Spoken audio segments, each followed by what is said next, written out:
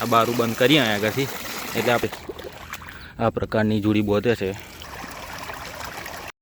Hello મિત્રો, આજે નવા વ્લોગમાં તમારું સ્વાગત છે. આજે દિવસ ત્રીજો થયો છે ડોગર રોપવામાં અને બતાવું તમને. આજે જો અત્યારે દર ઉપાડવાનું કામ ચાલુ છે.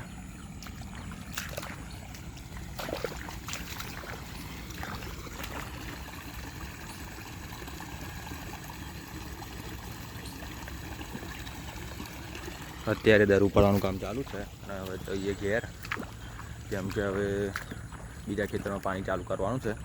અને આપણે જો અત્યારે ઘાસ કરેલો છે ભેંસો માટે, એમાં રહીને પાણી લાવીએ છીએ. કેમ કે આ ખેતરનો ધારીઓ છે પણ એ હજુ બનાવ્યો સરખો કર્યો નથી, એટલે આમાંથી પાણી લાવીએ છીએ. અને આપણું આ ખેતર જો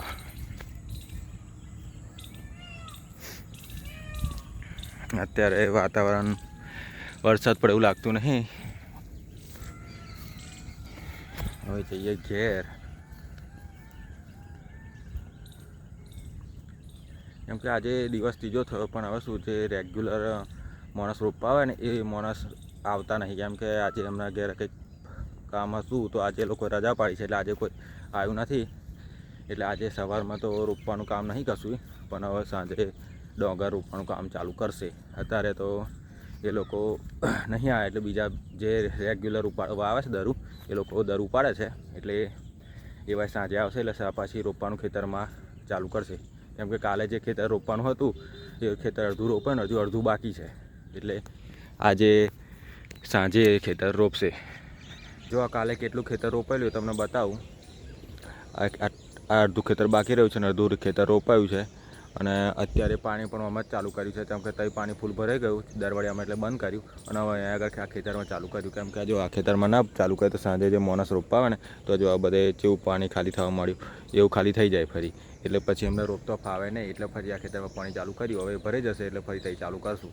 અને આજે આ ખેતર પૂરું થઈ જશે. મને કાલે એવું લાગતેલું કે કાલે આ ખેતર પતી જશે, પણ કાલે શું થયું, દરું ખૂટ્યું અને ટાઈમ થઈ ગયો એટલે માણસ કાલે રોપીને રહ્યા નહીં. એટલે આજે સાંજે ખેતર પૂરું થઈ જશે.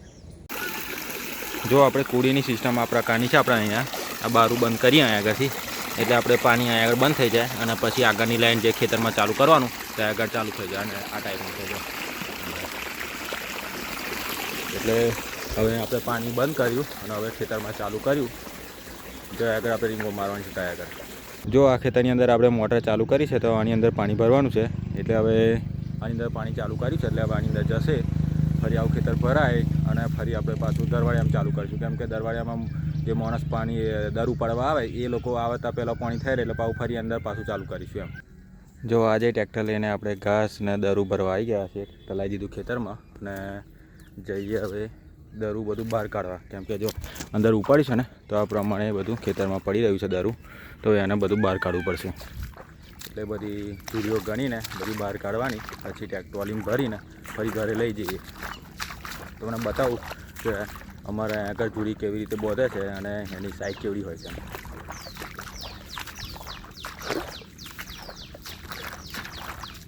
જો આ દરું ઉપાડ્યું છે બધું અને જોડીઓ બોધેલી. તો અત્યારે આ પ્રકારની જોડી બોધે છે અને આવડી સાઈઝ હોય છે. એટલે આટલું દરું ઉપાડ્યું છે અત્યારે. અને હવે તો સાંજે રોપાઈએ.